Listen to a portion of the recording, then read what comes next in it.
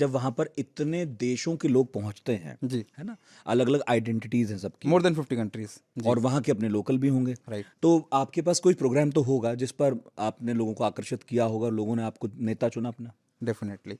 मैं कहता हूँ कि काफ़ी सिंपल है। हुँ, आप ईमानदार रहिए अपने थॉट से, अपनी आइडियोलॉजी से, और फिर उसके बाद आपको कोई प्रिपरेशन की ज़रूरत नहीं है, ना आपकी स्पीच हुँ, के लिए, ना आपको कोई कॉन्वर्सेशन के हुँ, लिए। You just have to reflect your thoughts into the conversation and the speech.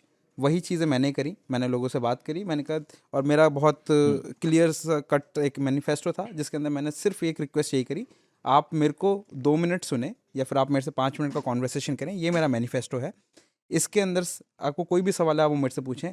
अगर आपको लगता है इस पोर्टफोलियो के अंदर अगर मैं डिजर्विंग कैंडिडेट हूँ तो आप मुझे वोट करिए, अगर आपको लगता है मैं नहीं हूँ तो आप किसी और को वोट करिए। उसके अंदर पहला मुद्दा ये था कि कोई भी तरह का किसी भी तरह का डिस्क्रिमिनेशन हम अलाउ नहीं करेंगे कैंपस के अंदर। दूसरा, हमारा इफेक्टिवनेस ऑफ कम्युनिकेशन होगा। ठीक है। तीसरा ये था कि अगर कोई भी बच्चा अगर किसी भी तरह से अगर फाइनेंशियली या फिर किसी तरीके से परेशान होता है तो उसको बिल्कुल सबसे पहले सुना जाएगा और कुछ फंड रिलीज़ किए जाएंगे, वो जो कि मैंने किए भी।